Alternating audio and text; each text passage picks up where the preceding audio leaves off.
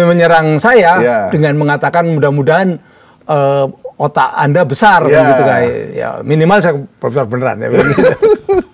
Itu viral gitu. Itu viral ya. Dan itu menyebabkan saya jadi terkenal. Jadi saya harus terima kasih sama Rocky. Saya mengambil posisi yang boleh dikatakan kritis pada pemerintah Pak Jokowi. Beberapa kali saya mengkaji ya, memang banyak masalah. Tidak pernah nyangka kalau dia akan jadi presiden. Kalau nyangka dia jadi presiden kan saya jaga keep and touch kan gitu kan. Dan saya mungkin menjilat dia kan begitu. Bahkan ini yang banyak orang nggak tahu. Saya mengajak Kiai Hasyim Musadi untuk mendukung Pak Jokowi tahun 2014. Oh ini orangnya ternyata. Dan Pak Hasyim itu cerita bagaimana ketika dia mendukung Pak Jokowi dimarahi oleh tokoh-tokoh Muslim yang lain. Sekarang sempat diteliti dulu ya? Neliti dulu. Ijazahnya diteliti nggak tuh? Ah itu yang enggak. Itu yang enggak. Tapi saya termasuk tahun 2017 itu membela Pak Jokowi ketika tentang ijazah ini. Makanya Pak Prabowo tak ingetin, Pak kalau mau memperbaiki Indonesia jangan hanya melihat dunia fisik. Dunia maya ini loh, ini masa depan anak-anak kita. Kalau saya mau boleh jujur ya. Jujur dong, ini bikin terang namanya. Saya pernah diminta untuk memeriksa videonya Rocky Gerung.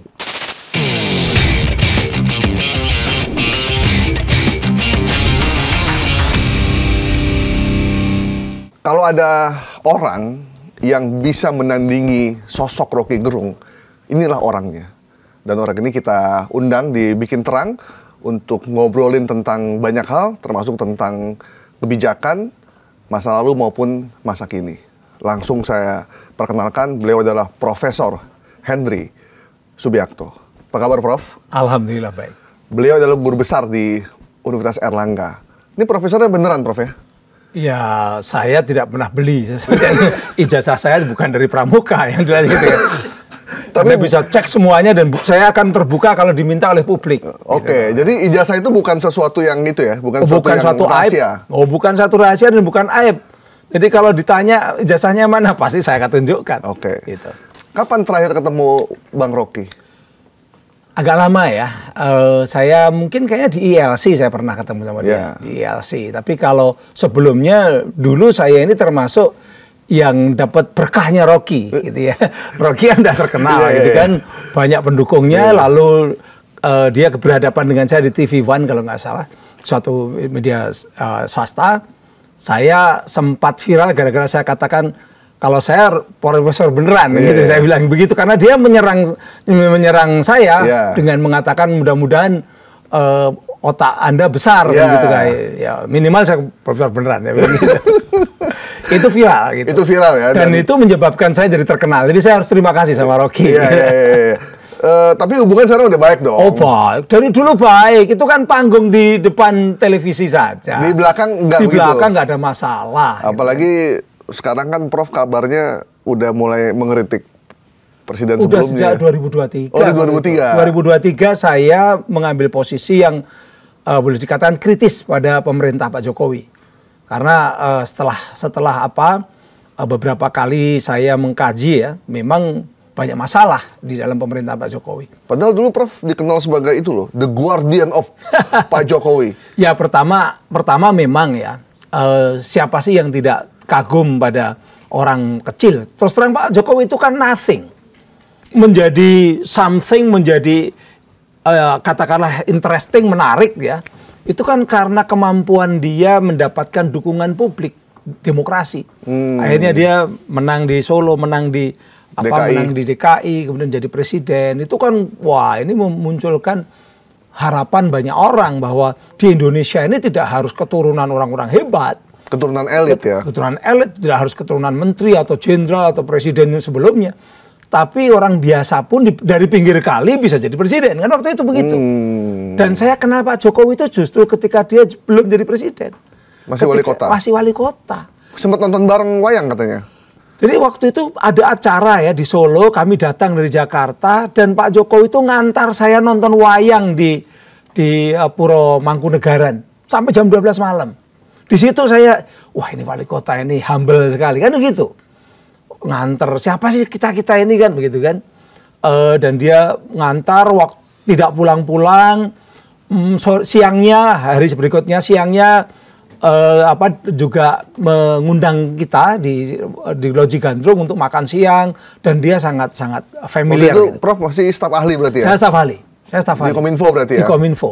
Dan saya nggak pernah nyangka kalau dia akan jadi presiden. Kalau nyangka dia jadi presiden kan saya jaga keep in touch kan gitu kan, dan saya mungkin menjilat dia kan begitu. Waduh. Kalau tapi saya memang tidak ingin tidak seperti itu. Justru ketika dia jadi gubernur saya udah nggak mau kontak, nggak mau datang. Pas dia jadi presiden juga?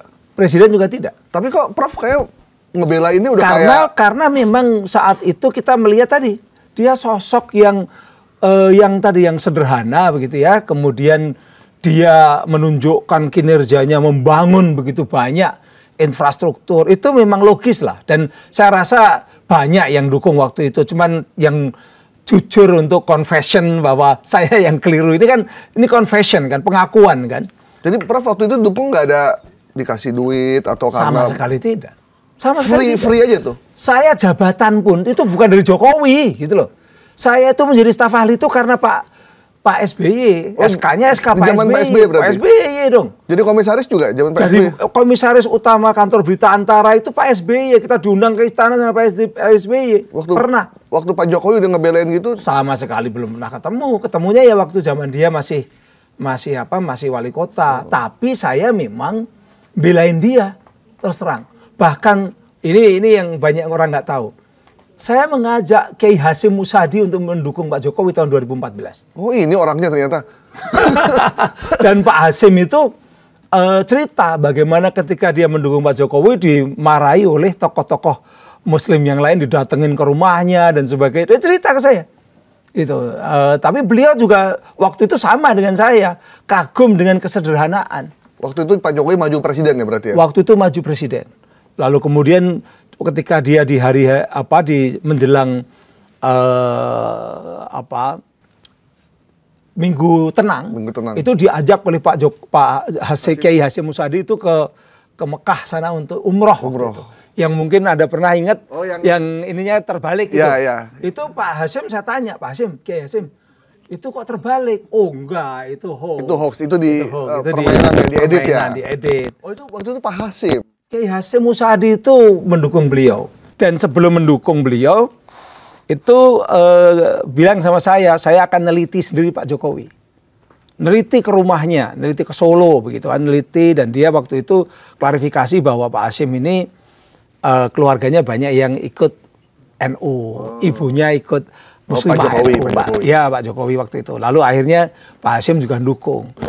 Sekarang sempat diteliti dulu ya? Neliti dulu. Ijazahnya diteliti nggak tuh? Nah itu yang enggak. Itu yang enggak. Tapi saya termasuk tahun 2017 itu membela Pak Jokowi ketika tentang ijazah ini. Jadi kalau di Facebook saya sempat di feeding oleh teman-teman beliau bahwa ini loh foto-fotonya Pak Jokowi ketika di UGM. Saya taruh di medsos saya. Itu. Cuma memang sekarang menjadi lebih kontroversi lagi ya. Kalau dulu kan kita percaya nih foto-foto ini benar-benar di UGM. Cuman persoalannya kenapa ijazahnya nggak dimuncul-munculin ya? Saya ini kan junior dia di UGM. Jadi kenapa saya bela beliau? Satu, kesederhanaan. Kedua, sama-sama UGM. Spirit the Corps ya? Nah, ada Spirit the Corps tadi kan, sama-sama UGM. Beliau lulus katanya 85, saya lulus 87, 2 tahun. Tapi lama-lama saya mikir, Pak Jokowi kok aneh ya? Lulus 85 dari eksak. Kan eksak itu kehutanan itu. Yeah. Saya ini ilmu sosial. Saya itu lulus 87 itu tercepat di angkatan saya. Oke. Itu pun 5 tahun. Tercepat berarti apa? Nilai saya bagus. Nggak mungkin lah tercepat nilai jelek. Prof kan tadinya mendukung Pak Jokowi. Tapi sekarang karena rezimnya udah berubah atau apa nih? Atau Prof lagi butuh uang tuh gimana, Prof? Loh, saya itu sekarang ini sedang menikmati kehidupan dan juga punya jabatan yang cukup bagus kan. Nggak perlu dengan kekuasaan. Itu justru ingin saya sampaikan. Yang namanya profesor, guru besar itu tujuan semua dosen itu ingin jadi guru besar. Itu jabatan tertinggi. Dan sudah saya dapatkan hampir 10 tahun ini, itu loh. Jadi itu udah yang saya syukuri. Dan saya yakin gaji saya mungkin bisa 5 kali lebih banyak dibandingkan gaji orang biasa, gitu lah. Jadi ini murni idealisme ya? Oh iyalah. Ya karena dulu saya ketika belain Pak Jokowi juga jabatan saya nggak naik-naik juga, sama aja. Dan nggak dapat uang juga dari situ? Ya kalau dapat kan dari pekerjaan tentu saja dapat ya, lah. Kita tidak boleh. Dari Pak Jokowi? Oh enggak lah, saya nggak pernah bertemu, nggak pernah mencoba untuk bertemu beliau kok. Siapa sih yang dulu meminta Prof untuk mendukung Pak Jokowi? Saya itu dulu didekati atau dekat ya sama teman-teman dari Solo, terus terang. Ada ustadz yang memang dulu kalau nggak salah penasihat Projo gitu, pendiri Projo, penasihat Projo itu ngajak sama saya, dan memang waktu itu semua orang ngelihat Pak Jokowi itu harapan besar, gitu ya. Hopes bagi negara ini. Orang yang tidak kelihatan, dia tidak punya latar belakang yang dari elit atau apa begitu, bukan dari oligarki juga waktu itu kan, tiba-tiba bisa jadi setelah wali kota jadi gubernur, jadi presiden, itu harapan kita. Dan semua orang mengimpikan bahwa orang-orang kecil kalau bisa kayak Pak Jokowi gitu loh kan, waktu itu kan begitu. Tapi yang terjadi ternyata kan di akhir-akhir jabatannya, terutama di periode kedua, itu kita mulai kritis pada beliau. Yaitu terutama adalah kenapa harus membangun infrastruktur yang kadangkala lebih melihat dari sisi ambisi dibandingkan dengan fungsi dan kemanfaatannya, kan begitu. Maksudnya IKN sama WUS gitu? Kayak IKN, kayak WUS, kayak yang ada di Jawa Barat itu, Bandara Kertajati, begitu kan? Itu kan juga banyak sebenarnya, banyak sekali yang dia kerjakan itu. Nampaknya memang tidak dipikirkan secara lebih matang gitu, sehingga negara ini yang rugi. Tapi yang paling fatal adalah justru di luar persoalan struktur. Apa itu, Prof? Ya perilaku politiknya yang flip flop, kalau istilahnya itu political flip flop. Jadi dia berubah, bilang kalau anaknya tidak tertarik politik, kan begitu kan, belum cukup umur, dan itu kan jejak digitalnya jelas. Tiba-tiba ternyata anaknya jadi wali kota Solo, kemudian menantunya di Medan dan sebagainya, bilang katanya tidak akan mendukung atau mendorong anaknya untuk jadi pejabat, atau ternyata jadi calon wakil presiden, dan itu menggunakan manipulasi, rekayasa di MK dan sebagainya. Ini kan tercatat sejarah. Nah, apalagi sekarang persoalan latar belakang beliau mulai diungkap, bagaimana mengenai ijazah, bagaimana mengenai anaknya yang sekolahnya juga bermasalah gitu. Kalau saya sebagai Pak Jokowi, saya alumni UGM sama dengan beliau, 2 tahun setelah beliau, kalau ditanya mana ijazahmu, ya kita bangga lah. Dulu itu kalau namanya kuliah di Gajah Mada itu bangga sekali. Iya. Saya tuh sangat bangga dulu kuliah di Gajah Mada itu. Sehingga kalau ditanya itu ya punya ijazah dulu tuh ya, karena istri saya UGM juga. Punya ijazah UGM tuh kayak ijazah masa depan gitu. Oh iyalah. Semua orang mau. Masa UGM aja udah masa depan. Itu banyak orang mau nyari kita jadi menantunya kan gitu kan. UGM itu kebanggaan waktu itu. PTN Perintis 1 itu kebanggaan. Jadi kok ada orang aneh nggak mau nunjukin itu kan, ya akhirnya kami mulai hesitate juga, ragu-ragu juga. Prof, kan? emang sejak dulu Prof kenal nggak kelihatan tanda-tanda ambisi flip-flop segala macam? Belum kelihatan, sama sekali tidak. Bahkan sangat sederhana. Pak Jokowi itu pernah cerita sama saya ketika ketemu di Solo ya, ketika mengantar nonton wayang itu sampai malam itu. Siangnya ketemu sama saya tuh cerita tentang rumah di Roji Gandrung itu katanya angker, gitu kan. Lucu dia, bahwa saya pernah itu di sini malam-malam, di belakang ada wujud perempuan pakai baju putih, rambutnya panjang. Saya lari, ternyata Mas mau kemana? Ternyata istri saya. Dia cerita begitu waktu itu. Wah, orang ini ternyata punya sense of humor gitu kan. Itu yang membuat kita ini sangat merasa bahwa ini orang sederhana, gitu ya. Tapi ternyata ketika jadi presiden kok berubah. Apa yang membuat berubah menurut Prof? Ya kekuasaan. Kekuasaan itu bisa memabukkan, kekuasaan itu juga bisa membuat orang berubah. Ada satu kritikan Prof yang menurut saya cukup tajam di luar dari infrastruktur, yaitu soal dirampasnya hak-hak kedaulatan digital masyarakat Indonesia di era 10 tahun Pak Jokowi. Apa aja tuh, Prof?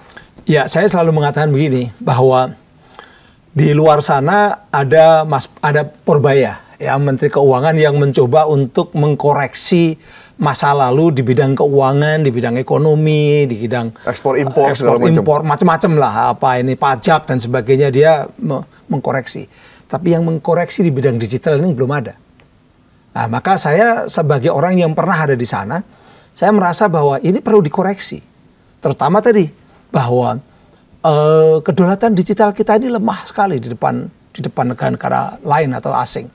Kalau Anda pergi ke 3T, daerah 3T, katakanlah di Maluku Utara, di Papua, sangat tergantung atau sangat dekat sekali dengan layanan-layanan internasional. Misalnya Starlink. Starlink itu mahal, tapi mereka butuh. Ketika orang pernah di Jakarta, pernah di Surabaya, terus kemudian balik ke Papua, balik ke daerah-daerah 3T, mereka ingin dong bisa nonton podcast, gitu kan. Mereka ingin dong bisa WA-an dan sebagainya, bikin main konten game segala macam. Di sana sulit karena infrastrukturnya terbatas, sangat sulit. Nah, itu akhirnya apa? Mereka menggunakan infrastruktur asing. Starlink masuk dan semakin berkembang. Ketika tahun kemarin saya riset tentang itu, Starlink itu dibayar pakai dana-dana BOS, dana-dana untuk pendidikan, dibayar dengan dana desa. Jadi program-program pemerintah pusat yang sampai ke daerah-daerah terpencil itu banyak yang dipakai untuk infrastruktur. Jadi infrastruktur kita yang dulu dikatakan pemerintah bangun tol langit, nah, itu banyak yang sampai sekarang belum bisa dinikmati. Bukannya Kominfo punya itu Bakti itu, Prof, yang membangun iya Bakti. Tapi kan Anda tahu bahwa Bakti itu kan sempat direkturnya juga bermasalah. Ya kan, menterinya juga kena, kan masuk penjara, ya kan. Nah, itu akhirnya apa yang terjadi? Ini perlu teman-teman coba bagaimana di daerah-daerah 3T tadi. Emang operator kita nggak bisa masuk yang existing sekarang ke sana? Operator itu mau masuk kalau daerahnya itu menguntungkan. Secara ekonomi menguntungkan, mereka mau masuk. Bukankah mereka ada kewajiban untuk membuat pemancar atau segala macam di satu wilayah? Kewajiban negara, itu namanya Universal Service Obligation pemerintah. Justru ketika mereka itu sudah diambil sekian persen, sekitar 1,5% ya, saya lupa ya, 1,5% dari pendapatan itu kemudian dikelola oleh Bakti tadi, dikelola USO tadi. Lalu operator-operator itu merasa bahwa tidak punya kewajiban lagi karena dia udah bayar 1,5 itu. Akhirnya dia hanya mau datang atau mau mengambil wilayah-wilayah yang menguntungkan secara ekonomi, yang sudah memang pelanggannya banyak. Nah, akhirnya yang di pulau-pulau terpencil itu betul-betul tergantung dari negara. Sayangnya negara, ini baru saja yang kemarin ya, proyek strategis nasional dicoretin sama Pak Prabowo. Jadi infrastruktur kita ini masih banyak yang belum selesai. Akhirnya mereka masuklah Starlink. Masuk Starlink ini dari bulan-bulan ini dari Cina juga akan masuk, yang low Earth orbit itu akan masuk. Jeff Bezos juga mungkin akan bersaing ini sama-sama dari Amerika. Emang apa bahayanya Starlink maupun yang orbit dari China itu? Starlink itu kan bukan hanya sekedar satelit. Kalau satelit biasa, yang satelit geo ya, yang kayak punyanya katakanlah Satria atau punya ada satelit Garuda kalau dulu begitu ya, satelit punyanya Telkom. Itu dia harus punya landing rate, izinnya di Indonesia. Harus ada operasional di Indonesia. Kalau Starlink itu kan kayak flying BTS, tapi sekaligus flying ISP yang terbang begitu. Nah, itu nanti membunuh BTS, membunuh ISP, bahkan dia juga punya yang namanya platform dia sekarang katakanlah masih Twitter kan gitu kan. Itu kan otomatis berarti sehingga negara itu tidak mampu untuk mengendalikan atau katakanlah melihat apa saja konten-konten yang ada di dalam traffic yang dipakai oleh Starlink. Berarti data semua lari ke dia. Data ke dia, infrastruktur di dia. Itu yang namanya kita tidak punya kedaulatan digital. Percakapan semua, video, gambar. Ini kedaulatan digital itu adalah kemampuan suatu negara terhadap kemampuannya untuk memiliki dan mengendalikan infrastruktur miliknya. Karena infrastruktur itu penting. Termasuk tadi satelit dan sebagainya. Dulu kita mampu itu. Sekarang karena masuk seperti itu kan berarti kan tidak mungkin. Kemudian infrastruktur platform. Platform itu kan juga infrastruktur sebenarnya. Di luar infrastruktur telekomunikasi ya. Platform kita apa? Anak-anak cucu kita saja misalnya anak-anak cucu kita aja tiap hari di platform, di WhatsApp, di Google, di YouTube. Ini aja di YouTube nanti. Iya, di YouTube. Punya siapa itu? Bukan punya kita. Bukan punya kita. Data-datanya di mana? Data-datanya tergantung mereka dong. Dan karena memang regulasi kita memperbolehkan. Mereka ada di luar negeri. Akhirnya yang terjadi adalah data-data yang ada di Google, WhatsApp, Facebook, Twitter, Instagram, bahkan Shopee, bahkan yang itu adalah aktivitas kita sehari-hari. Tidak di negeri ini. Itu yang saya mengkritik itu. Ketika tidak ada di negeri ini, maka bisa dipakai oleh perusahaan-perusahaan tersebut untuk memprofiling kita maupun juga memprediksi kita, baik secara individual, kelompok, bahkan bangsa ini bisa diprediksi. Kecenderungannya apa, keinginannya apa, besok mau ngapain, kebutuhannya apa. Makanya jangan berharap bahwa ekonomi akan terus membaik kalau dunia digitalnya masih dikuasai oleh asing. Oh, sehingga kita kalau habis buka Google, terus kita buka email, kadang apa yang kita cari muncul tuh di email semua. Dan itu profiling berarti ya? Itu kan di profiling, itu juga dipakai untuk memprediksi kebutuhan Indonesia untuk katakanlah untuk sandang apa, untuk makanan apa, untuk kebutuhan-kebutuhan apa. Mereka yang bisa menggunakan data-data itu akhirnya lebih kuat dan lebih cepat dong. Makanya jangan heran kalau misalnya produk-produk Cina itu seolah-olah tahu apa yang kita butuhkan dan harganya bersaing. Itu akan meruntuhkan ekonomi kerakyatan, meruntuhkan UMKM. Karena kita mengabaikan data-data yang tidak kita kuasai tapi ada di luar negeri dan itu mereka olah sebagai sebuah kekuatan untuk memprediksi, bahkan bisa mempengaruhi kita berperilaku seperti apa ke depan. Gitu. Prof, bukan dulu ada kewajiban buat platform asing yang beroperasi di sini datanya ada di dalam negeri? Dulu ada itu sampai dibuat tahun 2012. Ya. 2012. Ada PP 82 tahun 2012 itu memang seperti itu, ya. Tapi itu juga belum semua mau ke sini. Iya, belum semua. Belum tapi semua prosesnya mengarah ke sana. Prosesnya mengarah ke sini. Sampai Telkom itu menyiapkan perusahaan-perusahaan cloud waktu itu. Saya kebetulan pernah jadi komisaris di anak perusahaan Telkom di era Pak SBY. Pak SBY. Tapi ketika berpindah ke Pak Jokowi, regulasi ini diubah bahwa data-data milik perusahaan-perusahaan privat, gitu kan, gampangnya begitu. Perusahaan-perusahaan swasta, termasuk asing maupun dalam negeri, boleh di luar negeri. Lari semua. Telkom marah sama saya, ini gunanya apa ini ada orang namanya Henry Subiakto di komisaris kok PP-nya kok seperti itu. Saya udah berjuang untuk supaya itu tidak diubah, tapi ya ada kekuatan yang lebih besar mengubah itu. Dan itu akhirnya apa? Data kita tidak di sini. Yang ada di sini itu yang betul-betul karena mungkin keuntungan ada di sini, ada merah putih ada di sini gitu ya. Atau data milik instansi pemerintah. Itu di sini, karena aturannya memang masih mewajibkan. Makanya lalu dibuatlah pusat data nasional. Itu untuk instansi-instansi milik kementerian, minimal milik BUMN lah. Tapi kalau datanya warga semua udah dibawa ke sana. Data yang ada di perusahaan platform PSE asing atau PSE swasta, PSE privat itu boleh di luar negeri dan mereka ke sana. Kan diperbolehkan.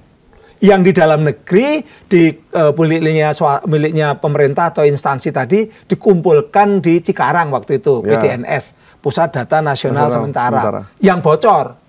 Jadi yang swasta-swasta itu di luar negeri karena memang diperbolehkan, yang miliknya pemerintah, milik instansi di dalam negeri bocor, dibocorkan oleh kelompok-kelompok seperti Bjorka dan lain-lain itu, hacker-hacker itu.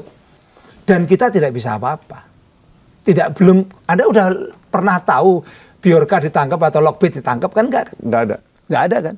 Yang ditangkap ini kita Mirzani, gitu loh. Mungkin nanti yang ditangkap tuh orang-orang yang alamatnya jelas.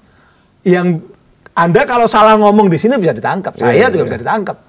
Tapi kalau orang-orang yang tidak perlu kelihatan mukanya, tidak pernah muncul, kemudian tidak perlu tanggung jawab, bikin akun-akun anonim, bikin konten-konten, ya konten-kontennya nggak perlu si pembuatnya itu identitasnya muncul, bisa ngerusak, itu malah nggak kena.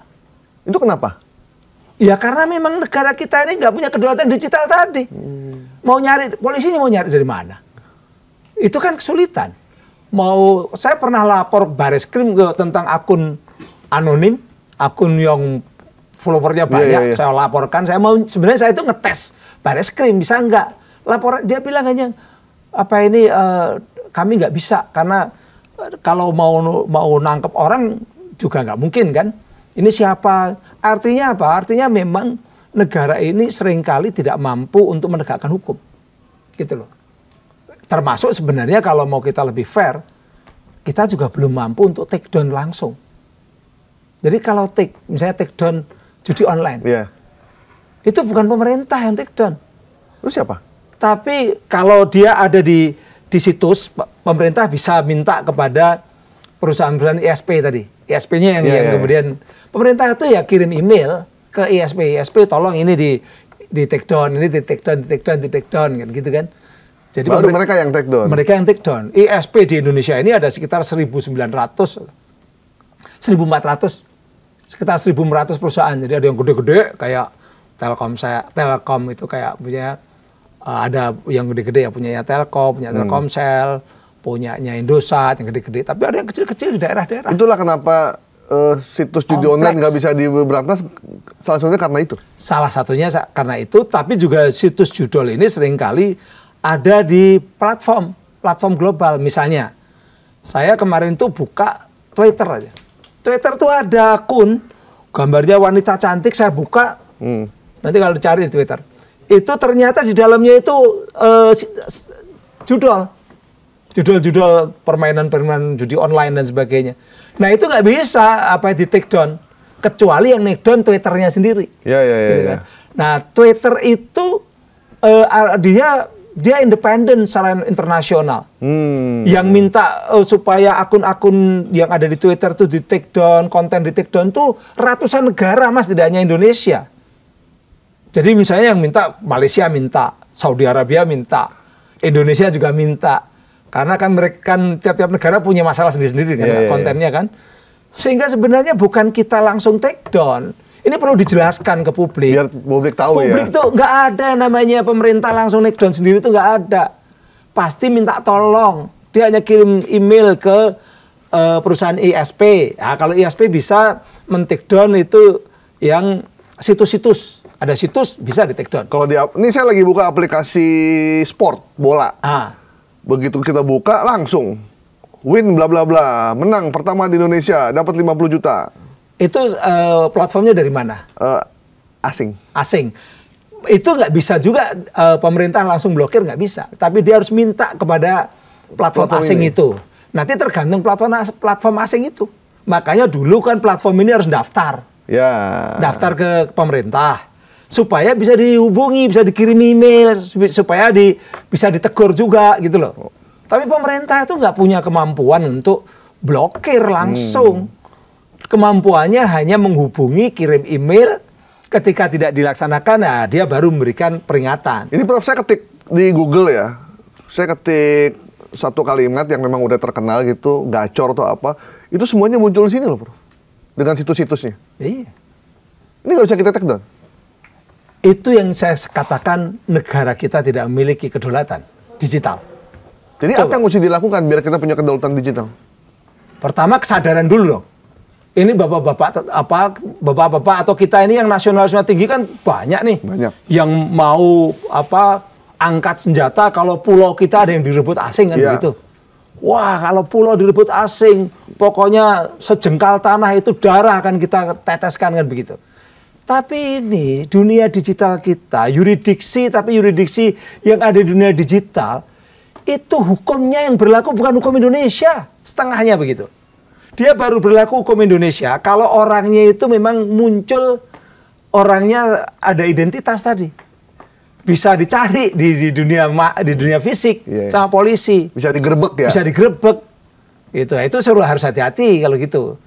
Tapi persoalannya adalah justru terjadi inequality, ketidakadilan. Orang yang berani muncul secara terang-terangan, ngeritik pemerintah, karena undang-undang ITE, Kak Del Pitro itu kan. Sementara yang sebenarnya benar-benar melanggar, bahkan membahayakan kedaulatan negara dan sebagainya, adu domba dan sebagainya, tapi pakai akun-akun yang tidak jelas itu aman-aman saja. Inilah akhirnya apa? Mengajarkan kepada rakyat, kepada anak-anak muda, kepada Gen Z, udahlah jangan jujur. Jadi sistem kita ini mengajarkan kepada anak-anak untuk jangan jujur kalau di dunia digital. Supaya bikin akun yang abal-abal. Jadi makanya banyak orang punya second account. Yang satu yang bagus-bagus. Yang bagus-bagus untuk yang ngerti-ngerti, yang hajar-hajar, yang iya, yang satu yang asli itu untuk pencitraan. Kayak Pak Jokowi kan begitu.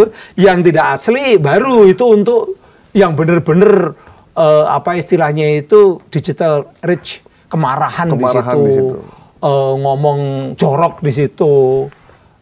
Itu yang terjadi. Jadi tadi kan berarti sebenarnya kita nih udah dijajah secara digital ya. Jadi bukan cuma sejengkal tanah kita. Udah setengah tanah digital kita udah dikuasai oleh mereka. Kalau data sudah ada di sana itu dijajah atau tidak? Iya, dijajah. Dengan data yang ada di sana berarti semua perilaku kita bisa diketahui, bisa diprediksi. Itu yang pertama. Yang kedua, ketika di wilayah tempat anak-anak kita hidup, termasuk kita hidup, yaitu dunia digital. Kan sekarang ini kita hidup di dunia digital. Sekolah sudah pada online kan begitu, cari kerjaan atau bekerja di online. Itu banyak yang tidak menggunakan regulasi dan tata nilai Indonesia. Berarti kita dijajah enggak? Iya. Kita di rumah ngasih tahu anak-anak kita jangan jangan membuat malu gitu. Keluarga. Harus jaga kesopanan dan sebagainya. Tapi di dunia digital dia dihadapkan dengan begitu banyak pornografi, caci maki, judi online, penipuan online, gambar-gambar seksual, gambar-gambar yang tidak pantas ataupun juga macam-macam. Tata nilai kita tidak berlaku seolah-olah di situ. Iya, jadi serem ya. Loh memang iya. Jadi kalau Anda punya anak, Anda sekolahkan di pesantren atau sekolah yang baik, ya dia 4 jam dilatih dengan kebaikan. Pulang dari sekolah dia pegang HP, itu bisa isinya hutan belantara semua. Dan itu bisa lebih intensif katakanlah mengkultivate, menanamkan hal-hal yang bertentangan dengan yang dipelajari di sekolah. Ya itu yang hasilnya. Makanya di Jepang saja itu risetnya dari Times Japan, jadi majalah di Times di Jepang. Itu banyak kekhawatiran di Jepang bahwa anak-anak muda di Jepang itu mengalami perubahan-perubahan yang drastis. Karena yang dulunya anak-anak muda itu menghormati orang tua, menghormati guru, disiplin. Itu kan orang Jepang kulturnya begitu. Sekarang banyak perubahan. Karena apa? Hampir sama. Ini fenomena global. Apalagi pakai AI. Di kita juga begitu, Prof. Iya ada loh. anak yang bahkan udah berani melawan orang tuanya seperti dia bermain di dunia digital. Nanti ke depan akan semakin rusak. Makanya Pak Prabowo tak ingetin, Pak, kalau mau memperbaiki Indonesia jangan hanya melihat dunia fisik. Dunia maya ini loh, ini masa depan anak-anak kita. Sudah ada Purbaya belum di situ, di dunia maya gitu loh. Yang Purbaya dunia maya siapa ini, Pak? Dunia maya siapa? Pak Purbaya memang mau ngajarin cyber security dia di Kominfo. Tapi yang bukannya itu, tapi coba warisan-warisan ini kita udah punya kedaulatan. Jadi kita perlu Purbaya di dunia digital ya? Bukan Purbaya, Pak Purbaya. Iya, tapi orang yang punya karakter seperti Purbaya, jujur, berani, dan terbuka begitu loh. Bahwa dunia ini adalah kalau warisannya masih seperti sekarang di mana asing itu menguasai dan apalagi bukan hanya konten dan itunya tapi sampai ke infrastruktur tadi kan. Iya. Siapa sih yang ngundang Elon Musk ke Indonesia? Yang kemarin tepuk-tepuk terus foto pada di belakangnya Elon Musk itu siapa sih? Saya ngeritik ya. Terus terang saya itu dulu minta waktu itu saya selalu ngeritik lewat Pak Mahfud ketika waktu Pak Mahfud Menko Polhukam. Pak jangan sampai masuk itu Pak Starlink itu. Karena apa? Akan nanti mendisrupsi perusahaan-perusahaan nasional kita. Telkomsel, Indosat, yang orang baru teriak-teriak Indosat kan maju, itu bisa mati, Pak. Padahal mereka udah bangun infrastruktur di sini. Bangun infrastruktur. Karyawan udah semua di sini segala macam ya. Kalau nanti semua orang bisa HP-nya dihubungkan ke satelitnya, low Earth orbitnya punya Elon Musk atau punya Jeff Bezos atau punyanya Cina, dan harganya lebih murah dibandingkan kalau kita langganan punyanya Telkom dan lain-lain, ya lama-lama mati kan. Berarti apa? Perusahaan-perusahaan nasional itu terancam. Apa sih yang diberikan Starlink buat kita, Prof, sampai diberikan izin pajak apa karyawan? Kalau masyarakat sih ya hanya yang penting kan ya tadi di daerah-daerah terpencil itu ketika dia nggak bisa pakai internet, ujian nasional harus pakai internet, akhirnya guru-guru itu membayar Starlink urunan untuk supaya anak didiknya bisa. Maksud saya gini, Prof, ketika ada perusahaan multinasional atau perusahaan luar negeri mau masuk ke Indonesia, kan biasanya ada persyaratan. Dia harus punya karyawan, dia mesti punya kantor pusat di sini, dia harus bangun infrastruktur di sini, data di sini. Tanya sama Pak Luhut, karena dia yang mengizinkan itu waktu itu. Deputi-deputinya yang waktu itu mendesak teman-teman dari Komdigi, Kominfo waktu itu. Karena Kominfo minta supaya ini harus ada landing right-nya. Ya. Itu minta, itu kayak satelitnya siapapun ya. Itu kalau mau masuk Indonesia harus punya landing right. Dia ini kan bukan hanya landing right, tapi dia kan juga kalau dia jadi ISP, tadi kan ISP kan, harus izin ISP dong. Sama gitu. Perlakuannya dengan yang lain. Tapi kan ini tadi sekali lagi waktu itu berharap bahwa Elon Musk masuk bawa Tesla bawa ini kan. Ternyata gitu. Gagal tuh Teslanya. Mana sekarang? Pindah ke Vietnam. Iya. Iya, karena apa? Ya dia merasa bahwa di sini mungkin tidak cocok begitu kan. Di sini hanya pasar saja, bukan untuk produksi. Oke, Prof. Ini kan situasinya udah makin seperti ini, akan makin mengerikan gitu.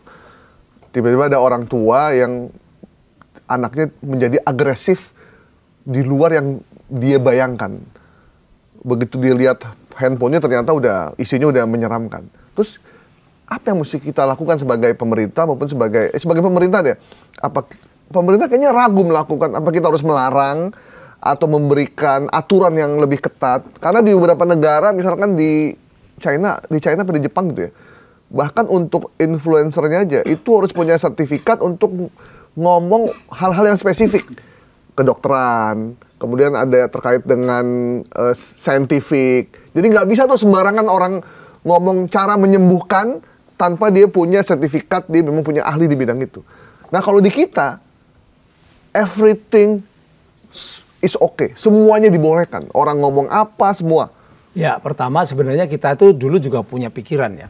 Tahun 2016 sebenarnya ketika saya jadi ketua Panja Undang-Undang ITE itu ada pasal yang dibuat oleh negara, pemerintah dan DPR kan, negara. Pasal 40 ayat 2A bahwa pemerintah tuh wajib mencegah peredaran informasi elektronik, peredaran dan penggunaan informasi elektronik yang melanggar perundang-undangan. Saya tanya sekarang, penipuan melanggar perundang-undangan enggak? Iya dong. Melanggar. Tapi kan masih nggak bisa dicegah. Wah, banyak. Ya kan? Padahal itu udah dibuatkan regulasinya itu. Bahkan juga diberi kewenangan untuk take down atau menutup akses itu ada. Nah sayangnya memang pertama tidak mampu, regulasinya sudah ada tapi tidak mampu diterapkan. Karena apa? Karena kita ini sering regulasi dan penegak hukum itu lebih minta pertanggungjawaban pada individu. Jadi kalau ada konten-konten bermasalah yang dicari individunya. Individunya kena ITE, dicari-cari kan. Kadang-kadang pasal-pasal ITE-nya nggak cocok, ditarik-tarik kan begitu. Padahal harusnya seperti yang terjadi di India, terjadi di Uni Eropa, bukan individunya, tetapi adalah platformnya, perusahaannya. Itu yang dimintai pertanggungjawaban. Dia harus memoderasi, dia harus menjadi gatekeeper. Kalau istilah media gatekeeper. Gitu. Jadi dia ikut memelototi konten yang ada di platform mereka. Jadi mereka nggak bisa bilang kan kita cuma penyedia konten. Nggak bisa. Itu namanya tidak tanggung jawab kan begitu. Dan itu di beberapa negara udah dibuat. Itu namanya ada DSI, ada yang di Eropa, di India itu tahun 2023 tuh regulasi sampai harus di take down dalam waktu maksimal 36 jam. Ketika pemerintah melihat ada konten-konten yang bermasalah yang melanggar undang-undang mereka, harus di take down. Jadi yang take down ini adalah perusahaan tadi, dan menjadi kewajiban kalau mereka tidak mau take down, baru kemudian kena denda.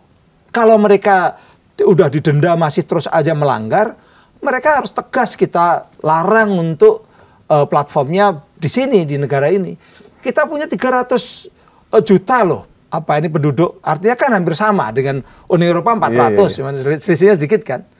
Ini kan kekuatan pasar sekaligus kekuatan kalau mereka tidak mau mengikuti kita, kehilangan 300 juta. Ada seorang menteri yang ngomong ke saya bahwa gimana ya caranya men-take down informasi hoax yang ada di YouTube. Karena saya bingung caranya. Dan katanya harus ngirim surat, prosesnya panjang, dan nggak bisa di-take down. Iya. Makanya justru ini kita perlu belajar dari ini saya. Jadi regulasi di Uni Eropa itu memastikan supaya konten-konten bermasalah termasuk hoax itu harus dibersihkan oleh platformnya. Kalau mereka masih menyebarkan hoax dan hoax itu merugikan bangsa Uni Eropa, bangsa Eropa yang 400 juta tadi, maka regulasi itu memberikan kewenangan pada negara-negara yang ada di Uni Eropa. Ada 27 negara. Itu untuk mendenda platform itu. Makanya kan Elon Musk tuh marah, dia waktu itu pernah didenda gitu kan. Mark Zuckerberg juga terancam didenda. Sekarang pun si Trump itu sempat agak mengkritik Uni Eropa dengan aturan-aturan itu. Kalau Trump kan sama kita kan seneng. Karena kita berbaik-baik dengan mereka. Bahkan data-data kita boleh dikatakan tadi setelah dikuasai secara model bisnisnya memang dikuasai mereka, surveillance capitalism, kemudian seolah-olah dibolehkan, diresmikan dengan negosiasi kemarin. Kan begitu. Itu kita terlalu baik gitu loh. Tapi kita bisa nggak melakukan pengetatan aturan seperti itu? Bisa dong. Kita bisa. Pertama, regulasi harus jelas. Harus ada yang namanya data localization policy.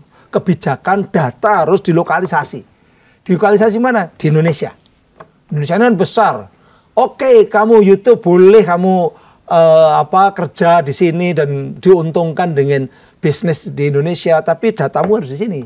Karena menyangkut tentang warga negara Indonesia. Sehingga kalau ada apa-apa, penegakan hukum atau bencana, untuk recovery data, untuk memeriksa data itu aparat kita juga bisa masuk. Tidak seperti sekarang. Logbit atau Bjorka ngomong di Twitter gitu, mau buka datanya nggak bisa karena datanya Twitter nggak di sini. Kan begitu. Mungkin juga macam-macam yang termasuk nyari partai sosmed aja nggak bisa. Kan, gitu ya. Ini kan negara ini kalah gitu loh. Negara ini nggak punya, terlepas persoalan politiknya ya, tapi negara itu harus mampu biar presidennya juga nanti bertanggung jawab kepada untuk benar-benar untuk kepentingan publik. Apalagi Prof, selain regulasi yang jelas? Regulasi data localization, kemudian tadi memberikan semacam reward dan punishment pada perusahaan-perusahaan digital. Bukan seperti sekarang baru ITE-nya doang. ITE berguna, bermanfaat, tapi juga jangan disalahgunakan kan begitu. Kemudian tadi yang berikutnya adalah digital sovereignty atau kedaulatan digital yang terkait dengan selain data, infrastruktur, cyber security juga. Itu harus betul-betul berada dalam kontrol bangsa ini.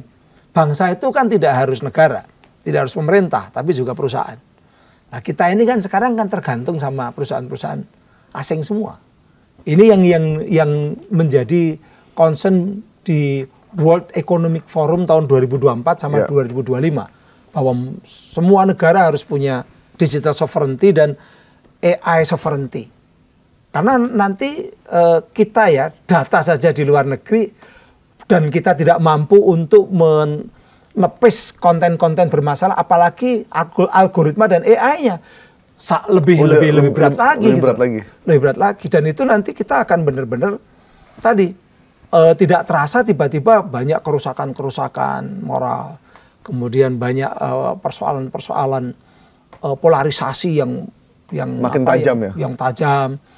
Bahkan mungkin kalau dalam bukunya, saya selalu menyitir karena ini buku baru ya, bukunya Christian Fu yang baru, yang judulnya World War and World Peace in the Age of Digital Capitalism 2025 ini, dia mengatakan bahwa dunia ini semakin rentan dengan perang. Dan perang digital itu, nanti yang perang bukan hanya negara dengan negara, tapi perusahaan-perusahaan kapital, perusahaan digital itu ikut berperang. Nah, gimana kita mau melawan negara lain, misalnya katakanlah Cina atau Amerika, ya. Amerika biasanya melindungi negara yang sangat dekat. Yeah. Sementara data-data kita ada di mereka. Gimana? Jadi kalau ibaratnya kita lagi perang digital, posisi Indonesia ada di mana? Sangat lemah. Sangat lemah. Karena gini, Mas. Amerika itu punya undang-undang namanya US Cloud Act tahun 2018. Dengan US Cloud Act itu, pemerintah Amerika, penegak hukum Amerika, intelijen Amerika punya kewenangan untuk buka data yang ada di perusahaan-perusahaan Amerika dimanapun di dunia. Dibolehin? Bolehin sama undang-undang itu. Karena undang-undangnya Amerika. Dan dia untuk membuka data di perusahaan-perusahaan Amerika. Kenapa nggak kita bikin undang-undang yang sama? Persoalannya kalau kita punya, misalnya ya kita punya, data siapa yang ada di perusahaan-perusahaan kita? Perusahaan-perusahaan kita hanya juga di Indonesia doang. Iya. Kalau Google kan data kita ada di sana. Kalau YouTube atau katakanlah Meta, data kita ada di sana. Nah, pemerintah Amerika bisa buka data-data itu. Ini yang dicontoh sama RRC. RRC bikin Suju Akuanfa tahun 2021. Mirip dengan US Cloud Act. Bahwa pemerintah Cina, intelijen Cina boleh bisa buka perusahaan-perusahaan Cina. TikTok punya Cina, ngumpulin data-data kita. Sementara jumlah pengguna TikTok di kita salah satu yang terbesar di dunia. Makanya Amerika takut. Karena jumlah pengguna TikTok juga besar di sana. Yeah. Takut dibuka sama pemerintah Cina gitu loh. Baidu, Alibaba. Makanya saya tuh selalu mengatakan, ini KPU ini nggak pernah belajar apa ya? Dulu waktu KPU kan kerjasama sama Alibaba. Yeah. Itu bisa dibuka sama intelijen Cina. Bisa dibuka sama pemerintah Cina. Itu loh, makanya kita berarti ini datanya orang Indonesia udah telanjang banget, Prof. Telanjang, sangat telanjang. Itu yang makanya perlu audit tentang persoalan-persoalan digital ini. Perlu diaudit. Tapi kayaknya dan kita lihat ini setelah ini apa sih roadmap ke depan sampai tahun 2045 sampai 100 tahun Indonesia ini apa ke depan itu?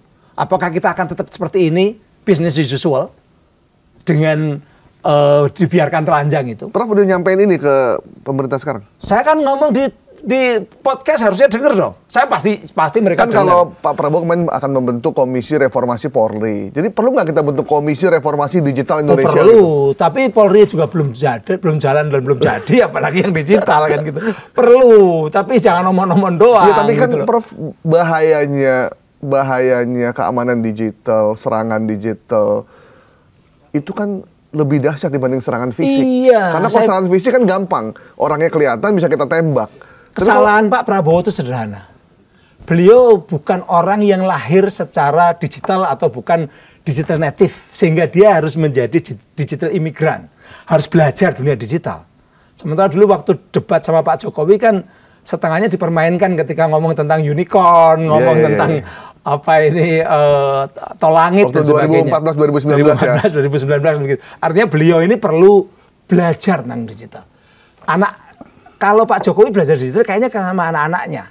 Ya, anak-anaknya kayak Kaisang atau kayaknya Pak Prabowo perlu Prof deh untuk penasihat digital. Yang muda-muda lah. Itu yang muda-muda lebih pinter-pinter gitu kan. Cuman berani nggak ngomong sama Pak Prabowo. Karena Pak Prabowo ini kalau saya lihat elit lingkarannya itu bekas didikannya dia semua, anak buahnya dia semua. Saya ini guru besar komunikasi. Di dunia komunikasi Indonesia itu paling sulit yang bottom up, komunikasi bottom up. Jadi ngomong ke menteri, ngomong ke presiden itu boleh dikatakan bisa 10% saja. Itu sudah sangat bagus. Biasanya nggak sampai 0, berapa. Yang banyak adalah top down. Sehingga yang bisa itu hanya orang-orang dekat. Tapi kalau orang-orang dekatnya sendiri juga hanya yes man, semuanya adalah yes sir, siap sir, kan gitu kan. Ya akhirnya yang terjadi adalah yaitu kita tidak ada visi yang mencerahkan kepada beliau. Makanya ya podcast ini mudah-mudahan bisa sampai lah. Tapi kan gini Prof, faktanya memang sekarang masyarakat kita sudah menggunakan teknologi informasi. Handphone udah menjadi second kehidupan. Jadi orang bangun tidur, dia bukan menyapa pasangannya, dia menyapa handphonenya untuk melihat apa yang terjadi dan apa yang sedang ingin dia lakukan gitu kan. Bukan lagi istri kedua, tapi istri pertama sekarang itu handphone itu. Bahkan karena jadi ambil tidur handphonenya di sebelah kanan, begitu bangun itu yang dilihat. Nah, terus ini udah seperti ini, apa yang paling jangka pendek? Kita kan kita ingin menyelamatkan keluarga Indonesia, anak-anak Indonesia dari serbuan informasi yang... Kalau kita masih bisnis as usual merasa nggak ada masalah, maka masa depan kita gelap. Kalau menganggap sekarang ini nggak ada masalah. Karena tadi data-data kita di luar negeri, kita tergantung pada infrastruktur sebagian asing, tapi platformnya jelas asing. Informasi yang tidak bisa kita... Kalau di TV kan Prof, kita tuh ada aturannya. Kita punya undang-undang penyiaran, kita punya undang-undang pers, kemudian kita ada P3SPS yang dibuat KPI. Dibuat KPI kan. Jadi kita kalau mau naikin berita gambar ini mesti di blur, gambar anak mesti ditutup, dada juga nggak boleh. Terus kemarin yang kerusuhan juga kita nggak boleh naikin kerusuhan, betul. Penjarahan ya maksudnya, karena itu akan memancing orang. Tapi kan kalau di detail nggak ada aturannya. Nggak ada aturannya. Dan ada aturan, katanya ITE ada. Udah kita buat, tapi tidak bisa diterapkan di situ. Hanya diterapkan untuk orang-orang yang tadi, yang identitasnya jelas. Sementara yang dari luar negeri atau yang tidak beridentitas, boleh dikatakan mereka bebas. Itu inequality before the law. Negara tidak bisa apa-apa. Makanya harus ada regulasi. Pertama yang jelas itu adalah data harus di Indonesia. Kedua, mereka platform-platform yang melayani masyarakat warga negara Indonesia itu harus tunduk pada tata nilai regulasi Indonesia. Itu loh. Jangan seperti Elon Musk selesai di sini dipuja-puja, dia pulang sampai Amerika langsung ngomong pornografi boleh di X. Di sini kan X-nya banyak sekali. Banyak sekali. Gitu kan? Itu kan berarti mengabaikan regulasi. Dan itu benar-benar kita tidak dihargai oleh mereka. Tidak dihargai. Prof, undang-undang yang kita punya ITE cenderung hanya menyasar mereka yang berseberangan dengan pemerintah. Sementara untuk urusan-urusan yang lain itu tidak pernah digunakan.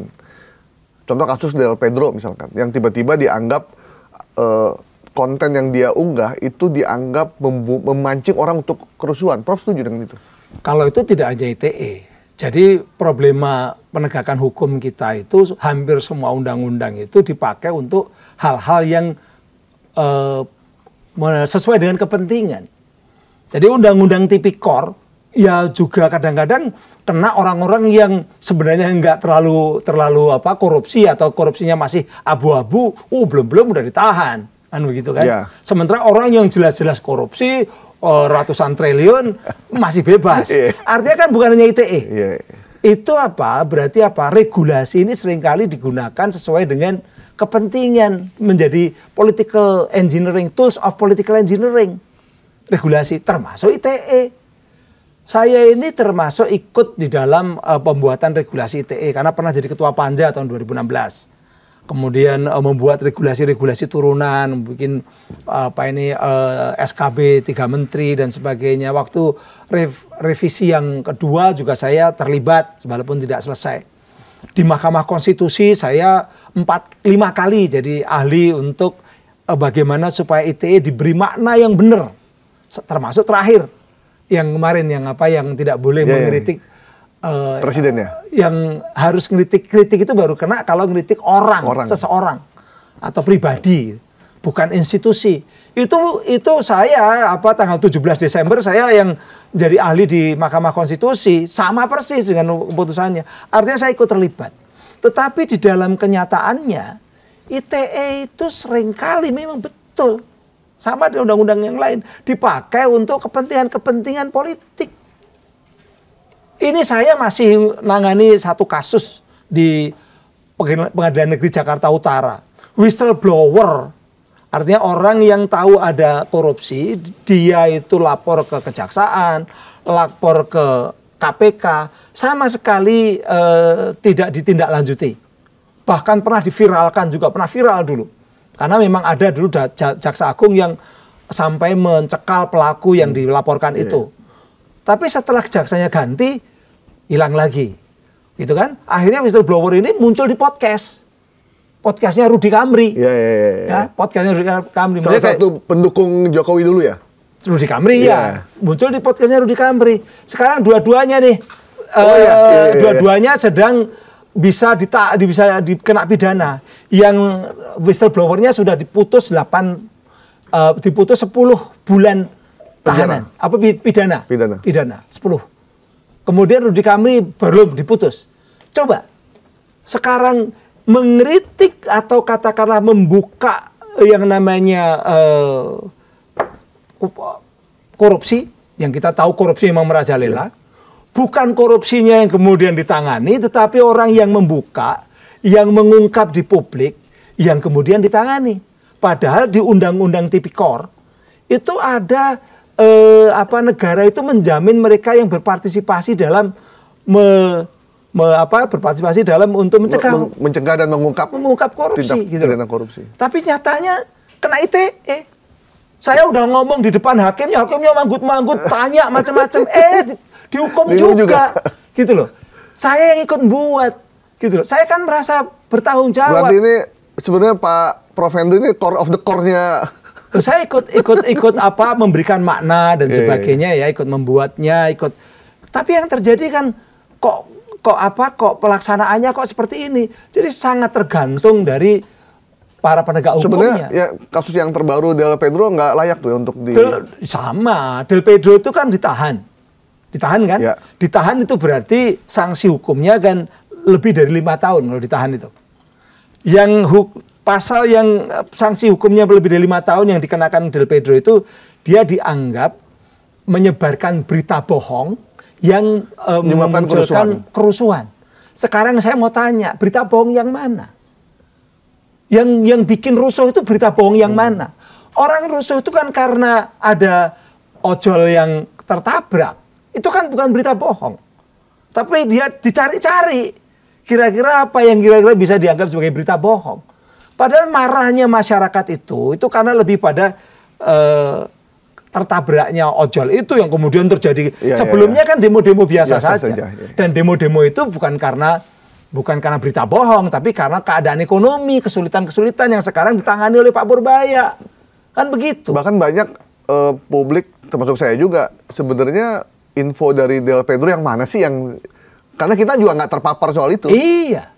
Dan itu pasalnya sebenarnya jelas. Itu baru kemudian bisa dikenakan pasal itu kalau benar-benar bahwa misalnya berita bohong itu menyebabkan orang lalu marah atau orang itu terprovokasi karena berita itu. Misalnya katakanlah ada berita bohong tentang polisi membunuh anak-anak pendemo misalnya begitu.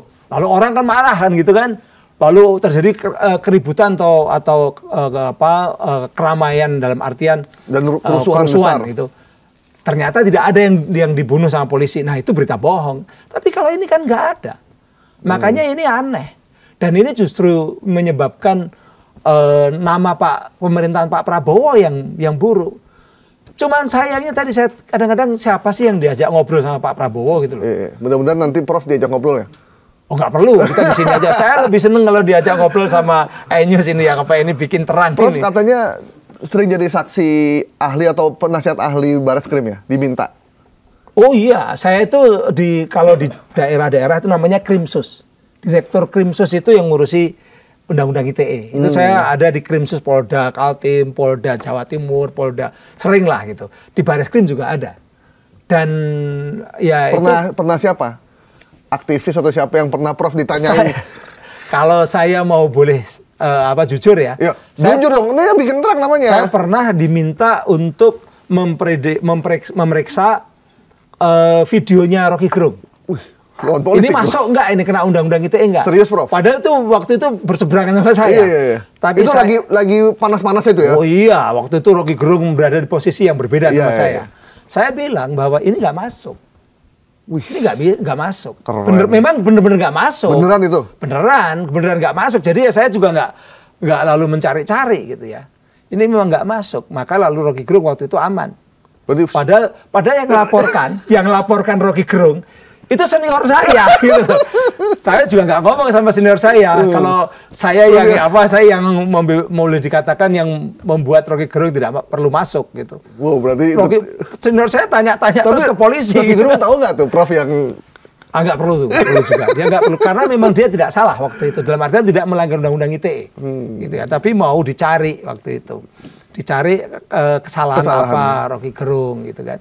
Nah, untung yang ditanya saya gitu loh. Kalau yang ditanya ahli-ahli yang lain itu kadang-kadang mungkin bisa saja. Karena undang-undang ITE ini sering punya ahli khusus yang langganan untuk memasukkan orang. Jadi ahli-ahli itu ada yang langganan diminta oleh penegak hukum untuk ini perhatian pimpinan permintaannya seperti ini, bisa nggak? Oh, masuk. Saya nggak bisa Mas, yang lain aja deh. Itu buat Bang Rocky nih. Kalau nggak salah masih saya simpan atau WA yang meminta Rocky Gerung saya simpan dan saya capture juga dulu. Jadi nggak masuk, saya bilang gitu. Meskipun bermasalah secara dalam diskusi, tapi begitu urusannya udah terkait dengan keilmuan, objektif. Saya komitmen saya pada undang-undang ini jangan dipakai untuk nangkepin orang. Memang waktu itu bukan tidak seperti itu gitu loh. Jadi bukan karena saya kasihan sama Rocky Gerung, bukan, atau cinta sama Rocky Gerung, bukan. Tapi undang-undangnya memang tidak seperti itu. Jadi jangan dipaksakan gitu. Minimal Rocky Gerung harus tahu ini Prof beneran kalau kayak gini. Asli Prof. Saya sudah ngomong di depan dia. Saya kagum loh sebenarnya. Walaupun biasanya kan, wah ini Rocky nih. Kenapa? Udah langsung dimasukin dalam penjara. Ternyata Prof. Nah, karena memang regulasi itu kalau namanya misalnya tadi dia yang bisa dikatakan masuk itu kan kalau menyerang kehormatan seseorang. Jadi harus nyebut nama gitu kan. Dan itu menuduh, bukan menilai atau bukan opini. Kan Rocky itu pernah mengatakan Jokowi dia menyebut Jokowi, tapi Jokowi itu tolol atau apa? Bajingan tolol. Bajingan tolol itu bukan menuduh, itu menilai. Bajingan tolol, bajingan baik, bajingan pinter, bajingan ganteng. Itu menilai. Itu menilai, itu nggak bisa kena. Tapi kalau Jokowi nyuri uang saya, itu menuduh. Itu Jokowi bisa lapor atau mengadu bahwa saya dituduh nih. Gitu. Tapi kalau disebut bajingan hitam atau bajingan tolol, bajingan pinter, itu menilai. Itu nggak bisa masuk. Karena opini, menilai itu kan opini. Opini itu tidak bisa dipidana. Nah, itu seperti itu yang waktu itu saya. Ini nggak masuk ini. Gitu loh. Dan memang negara kita ini sebenarnya memang sudah didesain oleh para founding father untuk kebebasan berpendapat. Pendapat itu, ya opini kan pendapat itu, verbal expression of attitude, sikap yang diekspresikan secara verbal. Kalau saya nggak suka, itu hak. Saya benci, itu juga hak. Ketika diekspresikan, nyebelin tuh orang, jelek itu pengusaha hitam. Itu opini gitu loh. Itu pendapat. Termasuk kita bilang orang itu ganteng, orang itu bagus. Itu kan pendapat juga kan? Ini si Rudy Kamri itu kena gara-gara ngomong pengusaha hitam. Itu kalau sampai kena itu berarti hakimnya goblok banget. Karena pengusaha hitam, pengusaha putih, pengusaha kuning itu opini. Gitu loh. Tapi kalau dia ngomong pengusaha itu nyuri sekian triliun rupiah misalnya begitu, nah itu lain. Itu namanya dia menuduh.